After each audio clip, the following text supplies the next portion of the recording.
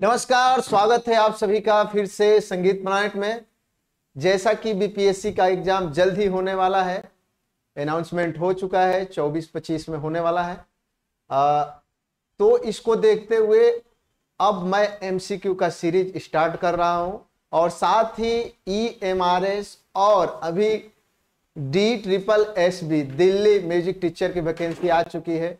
तो इन तीनों वैकेंसियों के लिए ये जो सीरीज है बेहद ही इंपॉर्टेंट होने वाला है, बेहद ही महत्वपूर्ण होने वाला है और बेहद ही फायदेमंद होने वाला है। ठीक है, तो जैसा कि DSSB दिल्ली का जो म्यूजिक टीचर वैकेंसी है, साथ ही बीपीएससी और ईएमआरएस तीनों का कोर्स हमारे ऐप पे, हमारे चैनल पे लॉन्च हो चुका है। ठीक है, बहुत सारे बच्चे जुड़ भी चुके हैं, तो पेड कोर्स है, उसके बारे में बाद में हम बात करेंगे।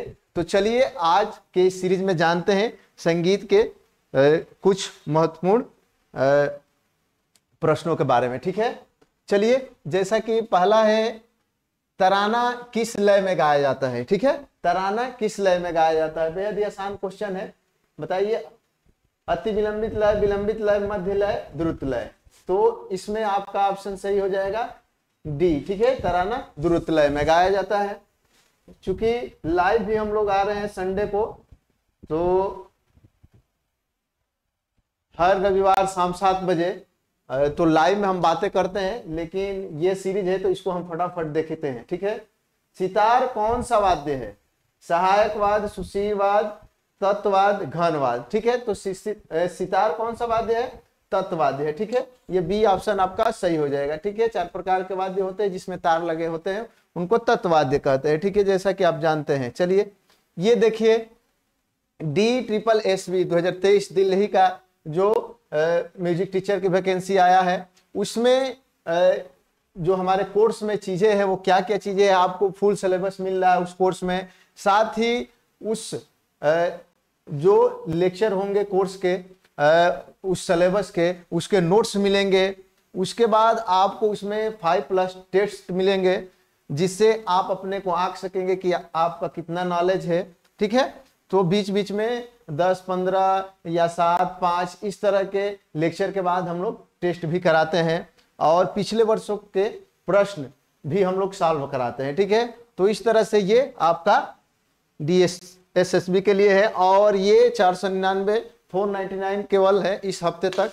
इसको आप परचेज कर सकते हैं, पूरा कोर्स बताया जाएगा उसमें। और ये शिक्षा प्लैनेट ऐप है, यहाँ पे आप जाकर प्ले स्टोर पे लोड करेंगे इसको, शिक्षा प्लैनेट को, और उसमें संगीत प्लैनेट मिलेगा जहाँ पे बहुत सारे कोर्स है। तो आप अगर DSSB में अप्लाई करने वाले हैं फॉर्म, तो इस कोर्स से जुड़ सकते हैं। चलिए आगे बात करते हैं। ये रहा ईएमआरएस। ठीक है, तो ईएमआरएस के जो बच्चे हैं उनके लिए भी बेहद ही अच्छी अपॉर्चुनिटी है कि इसमें बहुत सारे बच्चे जुड़ भी चुके हैं। क्या क्या मिल रहा है? 50+ वीडियो, उसके बाद उसके नोट्स मिल रहे हैं, 5+ टेस्ट मिल रहे हैं, 2 टेस्ट चला भी गया है। जो बच्चे बीपीएससी और ईएमआर से जुड़े हैं, उससे बहुत सारे बच्चों को पता चल रहा है कि हम कितना जानते हैं। तो उसमें भी आपके फुल जो सिलेबस है उसको पूरा कराया जा रहा है, नोट्स उसके मिल रहे हैं, साथ ही 5+ टेस्ट मिलेंगे और उसके बाद से जो पिछले वर्ष के प्रीवियस ईयर्स के पेपर्स हैं उनको सॉल्व कराया जा रहा है। ठीक है, तो ये सारी चीजें हैं। चलिए आगे हम देखते हैं। तो आप लोग कोर्स से जुड़िए। चैती का संबंध किससे है? ठीक है, चैती का संबंध किससे है? गायन से, नृत्य से, वादन से, विज्ञान से। तो आसानी से बता सकते हैं, चैती का संबंध गायन से है। ठीक है, चौथा क्वेश्चन है, अलारखा किस घराने से संबंधित है? दिल्ली बाज से, बनारस बाज से, पंजाब बाज से, लखनऊ बाज से। ठीक है, तो अलारखा पंजाब बाज से संबंधित है। चलिए अगला क्वेश्चन देखते हैं। तबले के दिल्ली बाज का दूसरा नाम क्या है? तबले के दिल्ली बाज का दूसरा नाम क्या है? खुला बाज, किनार का बाज, आड़ी लय का बाज, इनमें से कोई नहीं। तो ये आपका ऑप्शन बी सही जाएगा, किनार का बाज। ठीक है, दिल्ली घराने के को दूसरे नाम से क्या जाना जाता है? किनार के बाज के नाम से जाना जाता है। ठीक है, बिलावल थाट से किस राग की रचना हुई है? बिहाग की, मारवा की, भैरव की, केदार की। तो बिलावल थाट से बिहाग की रचना हुई है। ठीक है, अगला क्वेश्चन देखते हैं।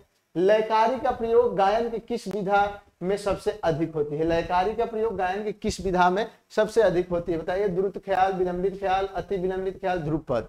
तो जैसा कि आप जानते हैं ध्रुपद में ज्यादा प्रयोग होता है। ठीक है। 8वां क्वेश्चन है, एक मात्रस में चतुर्मात्रिक बोल के उच्चारण करने बजाने को कौन सी लय कहते हैं? जैसा कि मैं हमेशा लय में बताता हूं कि एक समय काल में 2 मात्रा बजाना 2 गुण, एक समय काल में 3 मात्रा बजाना 3 गुण, और एक मात्रा में 4 मात्रिक बोल बजाने क्या हो जाएंगे आपके 4 गुण। ठीक है। तो सी ऑप्शन सही हो जाएगा। ठीक है। अगला क्वेश्चन देखते हैं, नद धातु से कौन सा शब्द बना है? नद धातु से कौन सा शब्द बना है? नाद, श्रुति, स्वर और राग। ठीक है। तो जैसा कि नद धातु से नाद बना है। ठीक है। ये ऑप्शन सही है। संगीत में काल की अवधि का क्या कहते हैं? ठीक है। संगीत में काल की अवधि को क्या कहते हैं? ठीक है। काल की अवधि को क्या कहते हैं? ताल, गीत, स्वर, ध्वनि। बताइए। तो जैसा कि जानते हैं संगीत में समय के मात्रा को क्या कहते हैं? मापन को ताल कहते हैं। ठीक है। तो संगीत में काल, काल मतलब समय होता है, ताल कहते हैं। ठीक है। ये देखिए, संगीत के इतिहास में कौन सा काल स्वर्ण युग रहा है? अति प्राचीन काल, प्राचीन काल, मध्य काल, वर्तमान काल। ठीक है। संगीत के इतिहास में कौन सा युग स्वर्ण काल में रहा है? ठीक है। तो इसमें प्राचीन काल और मध्य काल दोनों ही अपने में रहे हैं। तो इसमें थोड़ा सा सस्पेंस है, इसको आप लोग बताएंगे। ठीक है। प्राचीन काल में ज्यादा रहा इसका या मध्य काल में? ठीक है। तो चलिए देखते हैं अगला टॉपिक। पंचम ऋषभ किस राग का वादी संवादी स्वर है? पंचम ऋषभ किस राग का वादी संवादी स्वर है? मधुवंती, वृंदावनी सारण, भैरव, केदार। बताइए। तो पंचम ऋषभ मधुवंती राग का वादी संवादी है। अगला क्वेश्चन है, किस राजा ने अनेक ध्रुपदों की रचना की थी? बेहद ही आसान क्वेश्चन है। किस राजा ने अनेक ध्रुपदों की रचना की थी? अकबर ने, अलाउद्दीन ने, मानसिंह तोमर ने, हुमायूं ने। तो ध्रुपद के बारे में जब भी बात आए तो मानसिंह तोमर को याद करते हैं। चलिए अगला क्वेश्चन देखते हैं, गीत, वाद्य तथा नृत्य इस त्रयी में कौन इस युग में अग्रसर है? ठीक है। गीत, नृत्य, वाद्य, इनमें से कोई नहीं, 4 ऑप्शन है। गीत, वाद्य, नृत्य, इनमें से कौन इस समय ज्यादा प्रसारित है, प्रचारित है और ज्यादा फैला हुआ है, जिसका ज्यादा प्रचार हो रहा है? ठीक है। बताइए कौन सा ऑप्शन सही है गीत, नृत्य, वाद्य में? तो आपका ऐसे ही दिख रहा है गीत, पहला ऑप्शन सही होगा। भारतीय विद्वानों ने किसको हृदयगत भावों के उद्घाटन का सबल साधन माना है? संगीत को, व्याख्यान को, संस्कृत को, अध्ययन को। तो भारतीय विद्वानों ने किसको हृदयगत भाव का उद्घाटन का सबल माना है? तो संगीत को। संगीत के माध्यम से अपनी भावों को, हृदय के भावों को रखते हैं। ठीक है। तो ये आपका अगला क्वेश्चन है, ब्रह्मा के मुख से किसकी उत्पत्ति मानी गई है? ठीक है। ब्रह्मा के मुख से किसकी उत्पत्ति मानी गई है? वेद की, रामायण की, पुराण की, अध्ययन की। ठीक है। वेद की, पुराण की, रामायण की, अध्ययन की। तो ब्रह्मा के मुख से वेद की उत्पत्ति मानी गई है। 18 नंबर क्वेश्चन देखते हैं, भाव, राग और ताल इन तीनों को एक साथ किसमें दिखाया जाता है? गीत में, वाद्य में, नाटक में, इनमें से किसी में नहीं। भाव, राग और ताल इन तीनों को एक साथ किसमें दिखाया जाता है? तो ऑप्शन ए सही होगा, गीत में। ठीक है। गीत में राग दिखाए जाते हैं, भाव दिखाए जाते हैं और ताल दिखाए जाते हैं। संगीत द्वारा हम किस रोगी का उपचार करने में अधिक सफलता प्राप्त करते हैं? ठीक है। संगीत द्वारा किस रोगी का उपचार करने में अधिक सफलता प्राप्त करते हैं? शारीरिक, मानसिक, विकलांग, इनमें से कोई नहीं। ठीक है। तो संगीत द्वारा किस रोगी का उपचार करने में अधिक सफलता प्राप्त करते हैं? ये भी ऑप्शन थोड़ा सा क्रिटिकल है। ठीक है। शारीरिक हो सकता है, मानसिक, दोनों हो सकता है। ठीक है। तो ये आप बताएंगे। चलिए अगला क्वेश्चन है, कायदा किस वाद्य पर बजाया जाता है? कायदा किस वाद्य पे बजाया जाता है? कायदा किस वाद्य पे बजाया जाता है? तबला पे, हारमोनियम पे, सितार पे, बांसुरी पे। बताइए। तो कायदा तबले का वाद्य है। ठीक है। कायदा सबसे पहले तबले सीखने वाले को कायदा ही बताया जाता है, किसी ताल का कायदा, ताकि वो उसके जो बोल है उसको समझ पाए। पंडित निखिल बनर्जी किससे संबंध रखते हैं? पंडित निखिल बनर्जी किससे संबंध रखते हैं? तबला से, शहनाई से, सितार से, वायलिन से। तो पंडित निखिल बनर्जी सितार से संबंधित रखते हैं। अगला क्वेश्चन देखते हैं, ध म रे प, प ध म रे सा रे ध सा स्वर समूह किस राग के हैं? दुर्गा, मधुवंती, वृंदावनी, सारंग, यमन। ठीक है, इसमें से कौन सा ऑप्शन सही है? तो वो हो जाएगा दुर्गा। ठीक है, दुर्गा, सा ध प म रे सा। ठीक है, इसमें ग और नी नहीं है। ठीक है, तो दुर्गा राग है। ठीक है, तो ये दुर्गा हो जाएगा। अब चलते हैं, सा म प ध प म रे सा स्वर किस राग का बोध कराते हैं? केदार का, काफी का, भैरव का, मारू बिहाग का। तो ये जो स्वर लिपि है, ये जो स्वर है वो केदार राग को प्रदर्शित करता है। अगला क्वेश्चन देखते हैं, स्वरों की कौन सी जोड़ी राग मारवा के संबंध रखती है? ठीक है, स्वरों की कौन सी जोड़ी राग मारवा के संबंध रखती है? रे ध, ग नी, रे म, इनमें से कोई नहीं। तो इनमें से आपका ऑप्शन ए सही जाएगा, रे ध। ठीक है, बीरू मिश्र किससे संबंध रखते हैं? बीरू मिश्र किससे संबंध रखते हैं? गायन से, सितार से, तबला से, वायलिन से। बीरू मिश्र किससे संबंध रखते हैं बताइए आप लोग? तो बीरू मिश्र मेरे हिसाब से तबला से संबंधित रखते हैं। ठीक है, बीरू मिश्र किससे संबंध रखते हैं? तबला से। अगला क्वेश्चन देखते हैं, ताल की पहली मात्रा को क्या कहते हैं? ताल की पहली मात्रा को क्या कहते हैं? ठीक है, खाली, लयकारी, सम। खाली, लयकारी, सम, इसमें से कौन सा सही होगा? तो ताल की पहली मात्रा को हम लोग सम कहते हैं। कई तालों के संयोग से बने तालों को क्या कहते हैं? कई तालों के संयोग से बने तालों को क्या कहते हैं? तो कई तालों का मिश्रण, कई रागों का मिश्रण को क्या कहते हैं? संकीर्ण कहते हैं। ठीक है, तो संकीर्ण ताल कहते हैं। ठीक, अगला क्वेश्चन देखते हैं, नगमा किसे कहते हैं? लहरा को, ख्याल को, दुपल्ली को, इनमें से कोई नहीं। ठीक है, नगमा किसे कहते हैं बताइए? लहरा को, ख्याल को, कि दुपल्ली को? तो ये आपका ऑप्शन पहला सही हो जाएगा, लहरा को ही हम लोग नगमा बोलते हैं। दो भिन्न तालों के मिश्रण से निर्मित ताल को क्या कहते हैं? दो, वहां पे कई थे, यहाँ पे दो, तो दो भिन्न तालों के मिश्रण को हम लोग सालग ताल कहते हैं। ठीक है, सालग ताल। अगला क्वेश्चन क्या है, संगीत की दृष्टि से जिस मात्रा या स्थान पर बोल बजाकर या ताल लगाकर प्रहार किया जाता है उसे क्या कहते हैं? आघात, लयकारी, ठोकर, आड़। बताइए, संगीत की दृष्टि से जिस मात्रा या स्थान पर बोल बजाकर या ताल लगाकर प्रहार किया जाता है उसे क्या कहते हैं? आघात, लयकारी, ठोकर, आड़। तो इसमें क्या होगा? जहां पे जोर दिया जाता है हम लोग क्या करते हैं? आघात करते हैं, तो आघात हो जाएगा। समय की समान गति को क्या कहते हैं? समय की समान गति को क्या कहते हैं? श्रुति, लय, स्वर, राग। बेहद आसान क्वेश्चन है। तो समय की समान गति को लय कहते हैं, गति को क्या कहते हैं? लय कहते हैं। अगला क्वेश्चन है, उसको देखते हैं। ठीक है, सामवेद का संबंध किससे है? बेहद आसान क्वेश्चन, संगीत, विज्ञान, कला, मनोविज्ञान। ठीक है, तो सामवेद का संबंध किससे है? संगीत से है। अभिनव ताल मंजरी ग्रंथ के रचयिता कौन है? अभिनव ताल मंजरी ग्रंथ के रचयिता कौन है बताइए आप लोग? अप्पा तुलसी काशीनाथ, आचार्य बृहस्पति, गिरीश चंद्र श्रीवास्तव, जय नारायण।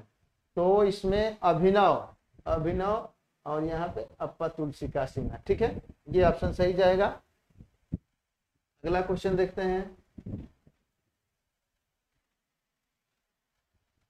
त्रिताल के जादूगर का नाम है? त्रिताल यानी त्रिताल के जादूगर का क्या नाम है बताइए आप लोग? अनोखे लाल मिश्र, अमीर खां, बन्ने खां, अमान अली। तो तीन ताल के जादूगर का नाम क्या है? कमेंट कीजिए आप लोग, कौन सा है? तो अनोखे लाल मिश्र को तीन ताल का जादूगर कहा जाता है। दिल्ली बाज में प्रायः कितनी अंगुलियों का प्रयोग किया जाता है? दिल्ली बाज में प्रायः कितनी अंगुलियों का प्रयोग किया जाता है? अगर आप लोग दिल्ली घराना पढ़े होंगे तबले के तो आसानी से बता सकते हैं, दिल्ली घराने में 2 अंगुलियों का प्रयोग किया जाता है। अगला क्वेश्चन देखते हैं, कुतुब नामक वाद्य वृंद किस काल से संबंधित है? वैदिक काल, गुप्त काल, भरत काल, आधुनिक काल। कुतुब नामक वाद्य वृंद किस काल से संबंधित है? वैदिक काल से, गुप्त काल, भरत काल, आधुनिक काल। तो कुतुब नामक वाद्य वृंद भरत काल से संबंधित है। ताल की कितनी जातियां बताई गई है? ताल की कितनी जातियां बताई गई है?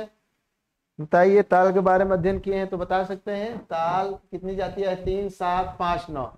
तो ताल की 5 जातियां होती है, जैसा कि आप लोग जानते हैं। कौन कौन सी जातियां है? तिस्र जात, ठीक है। उसके बाद चतस्थ जात, उसके बाद तीसरा है मिश्र संकीर्ण, और एक जात है तिस्र चतस्थ मिश्र संकीर्ण, और एक जात है। तो इस तरह से 5 जातियां होती है, ठीक है। अगला क्वेश्चन देखते हैं। आज मैं एक भूल रहा हूं।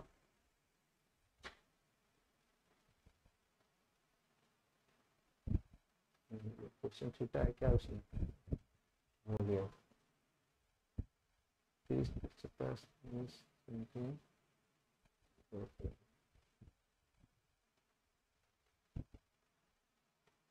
ये है।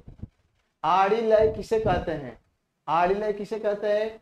डेढ़ी लय को, डेढ़ी लय को, सवाई लय को, दुगुनी लय को, तिगुनी लय को। बताइए, आड़ी लय किसे कहते हैं? इसमें से बताइए, दुगुनी लय को, सवाई लय को, तिगुनी लय को। तो आड़ी लय डेढ़ गुण को बोलते हैं, ठीक है, डेढ़ गुण को, ठीक है, डेढ़ गुण को बोलते हैं, 3/2 को। तो इसमें आपका ये हो गया आड़ी लय। सवाई लय किसको बोलते हैं? आड़, ये कुआड़ को बोलते हैं, ठीक है, कुआड़ी लय को। और पौने 2 गुण किसको बोलते हैं? बियाड़ को, ठीक है। 7/4 होता है, ये 5/4 होता है, ये 3/2 होता है, ठीक है। ताल गति के लिए कितने ग्रह बताए गए हैं? ताल गति के लिए कितने ग्रह बताए गए हैं? 1, 3, 2, 4। कितने ग्रह बताए गए हैं? तो ताल के लिए 4 ग्रह बताए गए हैं, ठीक है। समग्रह, विषम ग्रह, अनागत ग्रह, इस तरह से 4 ग्रह होते हैं। अगला क्वेश्चन क्या है उसको देखते हैं। ये रहा, रेला किस लय से में बजाया जाता है? रेला किस लय में बजाया जाता है? द्रुत लय, दुगुनी लय, मध्य लय, तिगुनी लय। रेला किस लय में बजाया जाता है? द्रुत लय, दुगुनी लय, मध्य लय, तिगुनी लय। बताइए, रेला किस लय में बजाया जाता है? कायदा, पाल्टा, रेला। तो रेला द्रुत लय में बजाया जाता है, ठीक है। चलिए, तबले की पूड़ी में चमड़े की कितनी परतें होती है? तबले की जो पूड़ी होती है, तबले की जो पूड़ी होती है, वो उसमें चमड़े की कितनी परतें होती है? तो 2 परतें होती है, ठीक है। ये ऑप्शन ए सही जाएगा। अगला क्वेश्चन देखते हैं। तबले में कुल कितने वर्ण होते हैं? ठीक है, तबले में कुल कितने वर्ण होते हैं? 7, 11, 10, 12, ठीक है। तो तबले के 10 वर्ण होते हैं। दीपचंदी ताल निम्न विधाओं में से किसके साथ बजाई जाती है? दीपचंदी ताल निम्न विधाओं में से किसके साथ बजाई जाती है? टप्पा, ध्रुपद, ठुमरी, धमार। बताइए। तो आपका हो जाएगा ठुमरी, ठीक है। दीपचंदी ताल ठुमरी में बजाई जाती है। अगला क्वेश्चन क्या है? 45 नंबर क्वेश्चन। 5 + 2 + 3 + 4 विभाग से ताल का क्या नाम है? यानी कि 5, 2, 3, 4। तो जिसमें विभाग है, जिस विभाग में 5, 2, 3, 4 मात्राएं होती है, इसमें से कौन सा ताल है? झुमरा ताल, दीपचंदी, आड़ाचार ताल, धमार ताल, ठीक है। धामर लिखा है, धमार, ठीक है। तो इसमें आपका ऑप्शन डी सही जाएगा, ठीक है। अब चलिए देखिए 46 नंबर क्वेश्चन। खेमटा ताल की समान मात्राओं वाली ताल कौन सा है? ठीक है, खेमटा ताल के समान मात्रा वाली ताल कौन सा है? तो जैसा कि आप जानते हैं, खेमटा ताल 12 मात्रा का ताल होता है। इसमें से कौन सा होगा? एक ताल, ठीक है। 4 ताल भी है, तो एक ताल, 4 ताल, 2 ऑप्शन दे दिया है। तो एक ताल या 4 ताल कोई भी बता सकते हैं, क्योंकि दोनों 12 मात्रा का होता है। अगला क्वेश्चन देखते हैं। ये देखिए, शिखर ताल में कितने विभाग होते हैं? शिखर ताल में कितने विभाग होते हैं? 3, 5, 4, 6। बताइए। तो शिखर ताल में 5 विभाग होते हैं, ठीक है। समान मात्रा व समान विभाग वाला ताल है। समान मात्रा व समान विभाग वाला ताल है, बताइए। गणेश ताल, गझम्पा, रुद्र ताल, ब्रह्म ताल। जिसमें समान मात्रा है, यानी कि जितनी मात्रा है उतनी ही विभाग है, तो कौन सा है? इसमें बी ऑप्शन सही जाएगा, रुद्र ताल, ठीक है। 11 मात्रा, 11 विभाग है इसमें। तो ये आपका रुद्र ताल हो गया। अगला चलते हैं। ये देखिए आपका 49 नंबर क्वेश्चन, कर्नाटक ताल पद्धति में नहीं है। कर्नाटक ताल पद्धति में नहीं है, क्या नहीं है? मात्रा, चिन्ह, खाली, विभाग। तो कर्नाटक ताल पद्धति में विभाग नहीं होती है। आईटीसी रिसर्च एकेडमी कहाँ स्थित है? आईटीसी रिसर्च एकेडमी कहाँ स्थित है? ठीक है, ये संगीत संस्था कहाँ स्थित है? कोलकाता, ग्वालियर, मुंबई, दिल्ली। बताइए लास्ट ऑप्शन। तो ये कलकत्ता में स्थित है। ठीक है, ये ऑप्शन। तो इस तरह से आपके 50 क्वेश्चन रहे, 50 क्वेश्चन। अब चलते हैं आगे, थोड़ी बात करते हैं।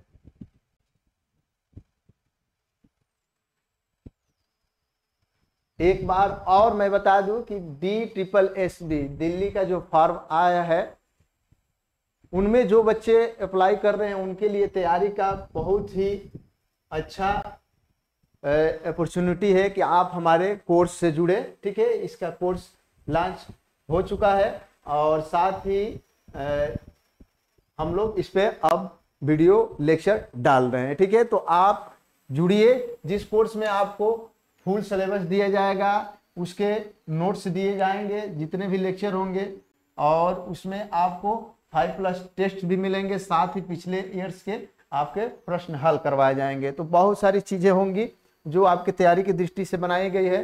केवल 499 में इसी हफ्ते तक ऑफर है। ठीक है, बहुत सारे बच्चे जुड़ चुके हैं। ठीक है, इसमें टेस्ट भी हम कराते हैं, चैनल पे देख ही रहे हैं, बहुत सारे MCQ जा रहे हैं, लाइव हम लोग संडे को आ रहे हैं। कोई भी समस्या है तो आप कमेंट्स करके बता सकते हैं।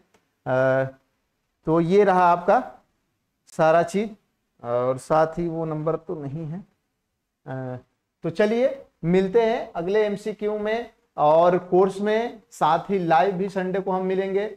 तो जुड़े रहिए संगीत प्लानेट से। और अगर BPSC, EMRS और DSSSB में आप लोग भाग लिए हैं तो फटाफट जुड़ जाइए हमारे शिक्षा प्लानेट ऐप से, और उसमें बहुत सारे कोर्स हैं जो आपका जो कोर्स होगा उसको आप परचेज कर सकते हैं, और जुड़िए हमसे। ठीक है, तो मिलिए अगले वीडियो में लेक्चर के साथ। धन्यवाद।